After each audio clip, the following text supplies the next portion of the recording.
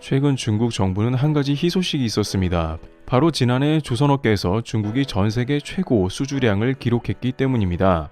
특히 한국은 2022년과 비교해 수주량이 약 40%가 감소했는데요. 중국 당국은 따라서 자신감을 가졌습니다.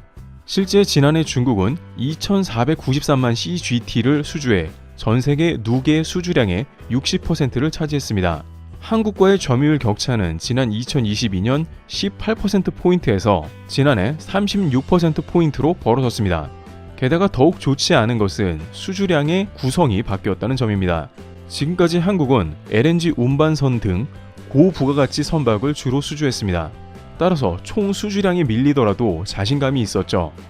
중국은 벌크선이나 컨테이너선 등만 수주량이 높았고 그조차도 대부분 중국 내부에서 수주한 것이므로 실제 수주량이 한국이 적더라도 이유는 한국이 훨씬 큰 상태였는데요. 하지만 작년에는 이제 중국 LNG 운반선이 전년 대비 7% 그리고 유조선도 7%, 초대형 컨테이너선은 약 10%가 올랐습니다. 이런 선박들이 고부가가치 선박이기 때문에 중국에서 점유율이 올라간다는 것은 한국 입장에서 그다지 좋지 않은 사인이었는데요. 물론 한국의 점유율이 떨어진 데는 이유가 있습니다. 한국의 도크가 몇 년 동안 가득 차 있기 때문입니다. 따라서 선주들은 한국에는 이제 주문을 할 수 없으니 중국에다 발주를 한 것이고 그 중에 정말 급한 선주들도 있기 때문에 어쩔 수 없이 중국으로 돌아서게 된 국면도 있습니다. 또한 이들 중에는 절충무역 차원에서 중국에 주문한 국가들도 있습니다. 프랑스 같은 경우에는 에어버스 약 200여 대를 시진핑 국가주석에게 마크롱 대통령이 주문을 받았고 이에 대한 보답으로 초대형 컨테이너선 10척을 중국에 발주한 것이죠. 문제는 이렇게 선박 건조량이 늘어나다 보면 중국의 선박 건조 실력이 증가한다는 것입니다. 항상 어떤 산업 분야에서 중국이 들어오기 시작하면 이런 식으로 점유율을 늘려가고 국가 보조금까지 지원되고 거기에 중국은 한국 대비 가성비가 좋습니다. 그렇기 때문에 한국은 도크가 차서 어쩔 수 없는 이 틈을 노려서 중국이 치고 올라오는 것이죠. 그런데 중국에서는 최근 한국 소식에 크게 놀랄 수밖에 없는 상황이 나와버렸는데요. 왜냐하면 오히려 한국의 친환경 선박 발주가 다시 한번 크게 증가해 중국을 역전했기 때문이죠. 특히 암모니아 운반선 수주 분야에서 중국은 한국을 물끄러미 바라보는 수준인 것으로 드러났습니다. 조선업계에서는 한국 빅3 조선회사들이 최근 몇 달 사이 암모니아 운반선을 휩쓸고 있다며 중국의 수주는 단 한 건도 없는 반면에 한국은 암모니아 운반선도 휩쓸고 있다고 전했습니다. 빅3 업계에서 각각 5에서 20척가량의 수주 잔고를 몇 달 만에 확보해 중국이 놀라버린 겁니다. 게다가 전문가들은 이번 친환경 수주선 이외에 다양한 운반선이 한국에 모두 몰리고 있으며 이는 중국과 한국의 격차를 근본적으로 드러내며 앞으로 십수년은 좁혀지지 않는다고 예상했는데요. 중국에서는 좋던 분위기가 살얼음판이 되었는데 이는 의외로 다른 데에 원인이 있었다고 합니다. 선주들은 워낙 중국이 싸게 배를 내놨지만 결국 중국의 조선소들의 한계를 느꼈다고 이야기하죠. 특히 지난 호주에서 발생한 중국 LNG선이 멈춰버린 사고는 전 세계를 크게 경악하게 했습니다. 중국의 LNG선이 멈춰선 것은 2018년에 이어서 두 번째인데요. 많은 사람들은 거의 6년 만에 일어난 사고이므로 그럴 수도 있지 않느냐, 6년에 2번 정도면 괜찮지 않느냐고 반문하긴 합니다만 문제는 LNG 선박은 절대로 이렇게 멈춰서는 안 된다는 이야기입니다. LNG 선박은 사전에 계획된 액화 천연가스를 운반하는 데 주요 목적이 있습니다. 이 LNG 물량은 무려 2년 3년 전에 선물로 계약된 것이죠. 따라서 이미 엄청난 대금도 지불된 상태이고 반드시 제시간 안에 천연가스를 해당 국가에 운반해야 하는 책임이 있습니다. 하지만 이렇게 멈춰 서버리면 양측 국가는 물론이고 선박 해운사 모든 면에서 상당한 손해를 발생시키는 것입니다. 그렇기 때문에 액화 천연가스 운반선은 상당히 고부가치 선박이라고 할 수가 있는 것이죠. 최근 호주 해사 안전청에 따르면 중국 후둥 중화조선이 건조한 LNG 운반선인 CESI 칭다오호는 지난 11월에 호주 동부 퀸즐랜드주 글래스톤 인근의 커티스 아일랜드 터미널에서 화물을 적재하던 중 전력 개통 이상으로 움직일 수 없었다는 겁니다. 이 선박은 지난 2017년에 건조돼 아직 10년이 안 된 선박으로 젊은 선박이라고 할 수 있습니다. 그럼에도 불구하고 벌써 고장을 일으켰다는 것은 중국 LNG 선박의 문제를 보여주는데요. LNG를 수출하는 호주 오리진 에너지는 이 사고로 생산을 중단했습니다.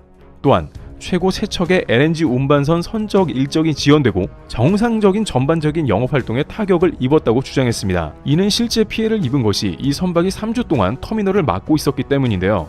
대부분의 중소 터미널에서는 LNG를 접안할 수 있는 시설이 딱 한 군데입니다.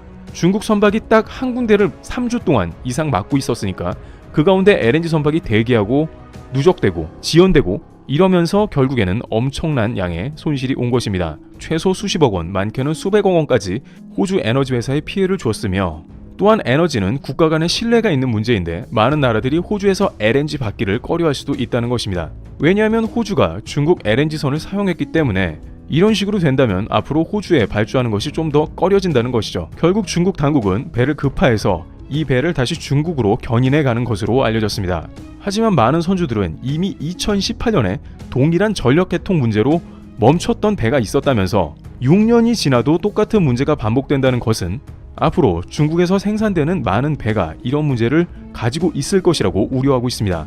특히 이와 같은 20만 톤에 가까운 초대형 LNG 운반선 시장에 있어서는 역시나 한국이다, 한국 기술에 되지는 않는다라고 판단하고 있습니다.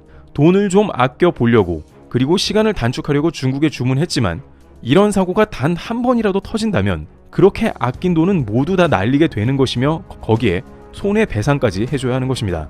또한 여기서 흥미로운 점은 중국은 한국의 LNG선을 이기려고 일본과 합작했다는 점입니다. 일본 미쓰이라인에서 투자를 받았고 중국의 후동중화가 이를 함께 합작해서 만든 배입니다. 사실상 이번 LNG선은 중국 일본 합작이라고 할 수 있는데 이들의 타도 한국의 꿈이 다시 멀어졌다고 할 수 있는 상황입니다. 조선업계에서는 역시나 한국이 반사이익을 얻었다면서 이는 중국 배가 신뢰할 수 없다는 것을 다시 심어주었고, 호주 당국은 중국 선박에 대해서 6월까지 입항을 금지한 상황입니다. 원래 이런 사고가 있을 때는 입항 금지는 최대 2달 정도로만 묶여있는 것으로 알고 있으나 호주 당국은 무려 6개월간 입항 금지를 시켰습니다.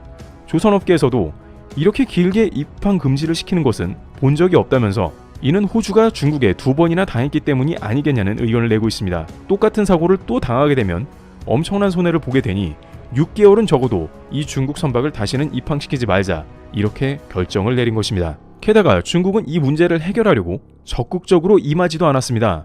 호주 당국은 빠르게 이 배를 처리해 달라고 요청했으나 중국은 결국 이 배를 처리하는 데까지 3주나 걸렸고 간신히 견인해가는 모습을 늦게 보여줬습니다. 반면 한국은 이러한 문제가 있을 때 기술자들이 급파되고 해당 사안을 빠르게 현지에서 처리하는 것으로 알려졌습니다. 굳이 한국에 오지 않아도 되는 정도로 현지 기술 인원들이 급파되며 다양한 문제에 있어서 굉장히 프로페셔널하게 처리하는 것으로 유명합니다. 많은 이들은 일시적으로 한국이 계속해서 LNG선 수주 등으로 한국의 조선 점유율을 앞서는 모습을 보이는 듯하나 결정적으로 견고한 배를 만드는 데 있어서는 한국의 기술이 여전히 한참 앞서 있다는 평가를 내리고 있습니다. 많은 선주들은 오히려 한국 보고 도크를 늘려달라며 아우성입니다. 이번 사건으로 인해서 오히려 한국의 컨테이너선, LNG 운반선, 유조선 등의 가치가 더 올라갈 것으로 판단되고 있습니다. 하지만 한국 조선업 업계에서도 근본적으로 인력 확보를 해야 하는 등 여러 가지 문제가 있다면서 이런 것을 기회로 삼아 더욱더 한국 조선업이 발전하도록 인프라나 인력 보충이 되어야 한다고 주장하고 있습니다. 트래블TV였습니다. 감사합니다.